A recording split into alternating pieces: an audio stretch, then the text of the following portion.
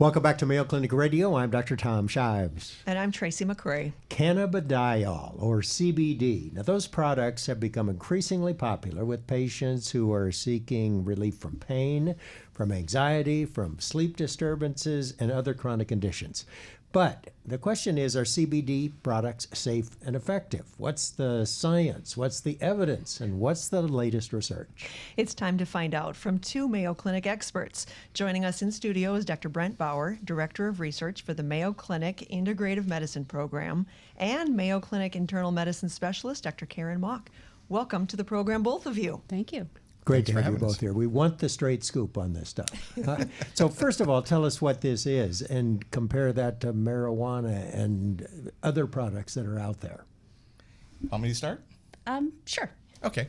So if you think of cannabis, right, the plant Cannabis sativa, many of us may or may not remember from high school that's the source of marijuana that gets you high. But it's also the same plant bred differently that gives us hemp. And hemp is different because it doesn't have the THC.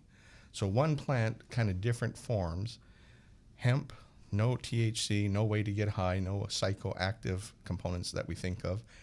Marijuana, lots of THC. So there's kind of our difference. And what we're talking about today are things that are derived from hemp, not with THC. So is hemp the same thing as cannabidiol? So hemp is one of the best sources of cannabidiol. There's really two main active components in the cannabis plant. THC is one of them, cannabidiol is the second. But there's a number of cannabinoids, so other chemicals that are similar to cannabidiol that are part of the overall plant makeup for hemp. And we think a lot of the cool stuff isn't just cannabidiol, it may be in some of these other ingredients. We certainly know that there can be trends in medicine, but why is it that there is CBD everywhere now, Dr. Mock? Well, I think there's a lot of interest in medical marijuana for treatment of anything from nausea to pain to anxiety. And there's interest now in cannabidiol or CBD because people don't want maybe the psychoactive effects of THC, but they maybe want the effects, the side effects, which are some of the cannabidiol side effects that help with some of these symptoms. And so I think there's a real push to try to find these things that's legal, that will also maybe treat symptoms that are hard to treat with other medications that we have available. So I think that's why there's more interest.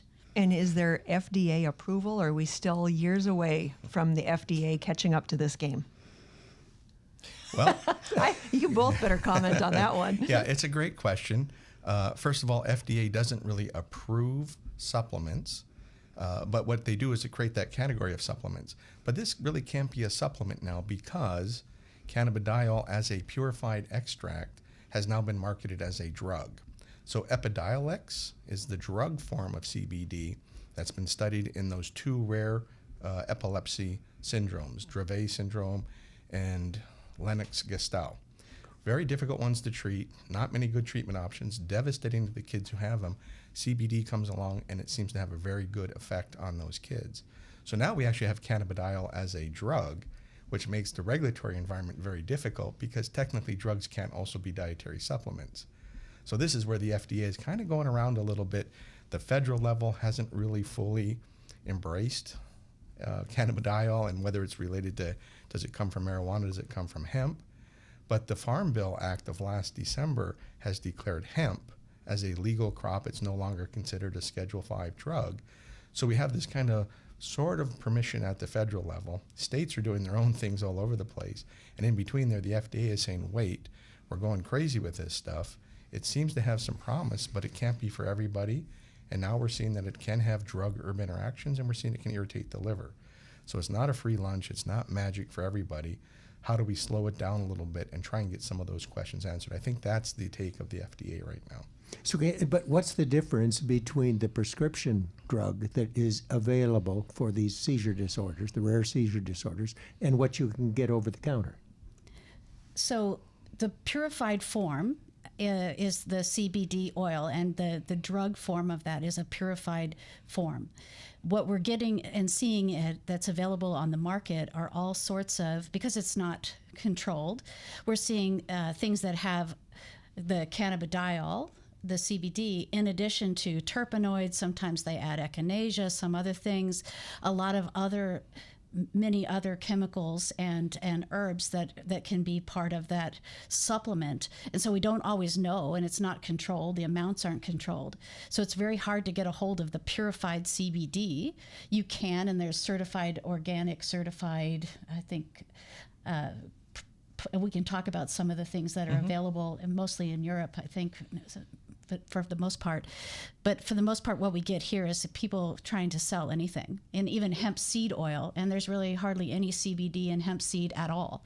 So it's just a huge money-making endeavor right now, and so I think it's just that's part of the difficulty in trying to control this, and people trying to find the right supplement that works for them. Well, you can buy it everywhere, at gas stations, at grocery stores, at the video store, strip malls. It is just absolutely everywhere. So is there any way that a patient or someone who wants to try CBD or thinks, I'm training for a marathon and I'm worried about my knees, just saying, somebody might be thinking this would be a good time to try CBD.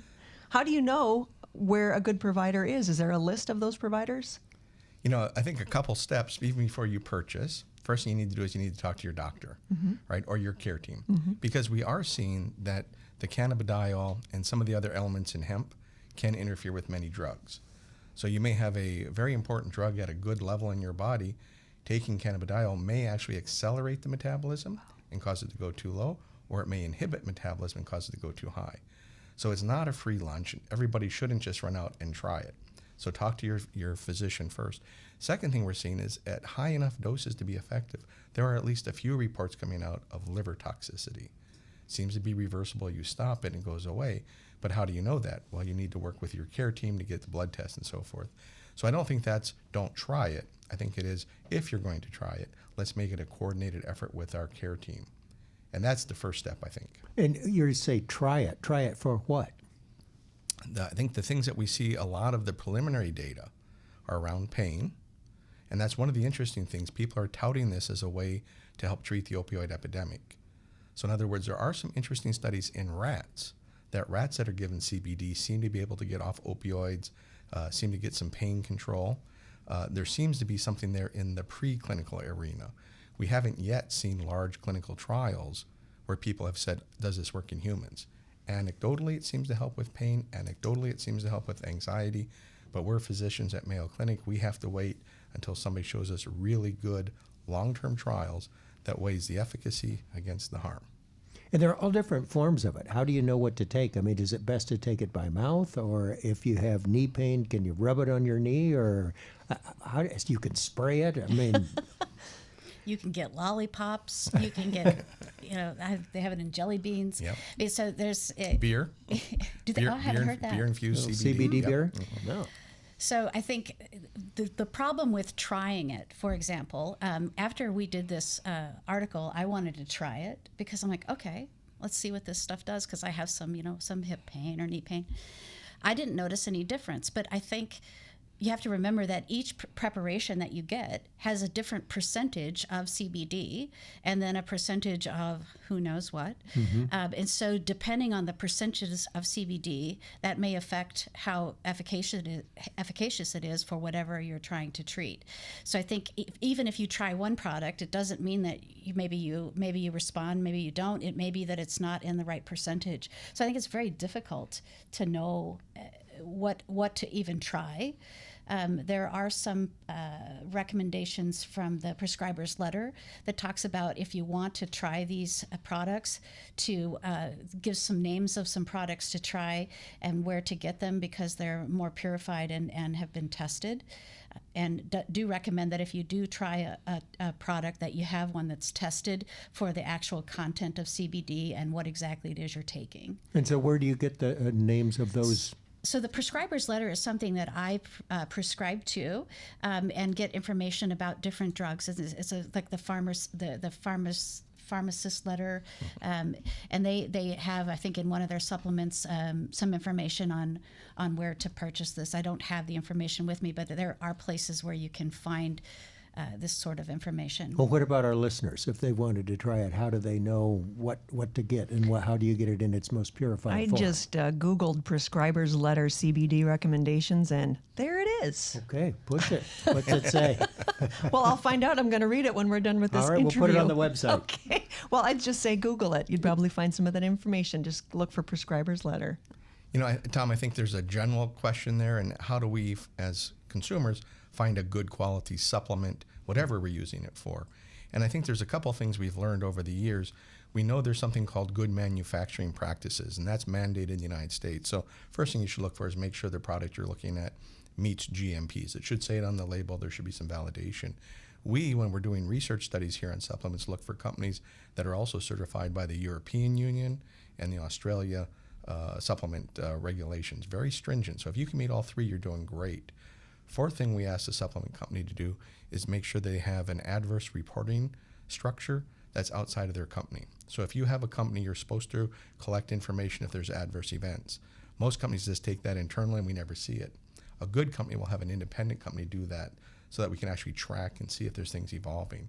So I think that's the homework we have to do. We have to find those few companies that are out there that meet those high criteria and then look to them for the products that at least we know might be a little more expensive but have a better chance of being quality as opposed to going to the internet and taking the gummy bears at the local gas station. We're going to have you guys back when you have some firmer recommendations regarding this. There's been a huge surge in the interest in CBD products, and there's growing evidence to support the use of CBD oils for a variety of conditions, including chronic pain and opioid addiction, at least in rats. The problem is studies on the safety and true effectiveness of cannabidiol are still lacking. Our thanks to Mayo Clinic experts Dr. Brent Bauer and Dr. Karen Mack. Thank you for being with us. Thank you guys for having us.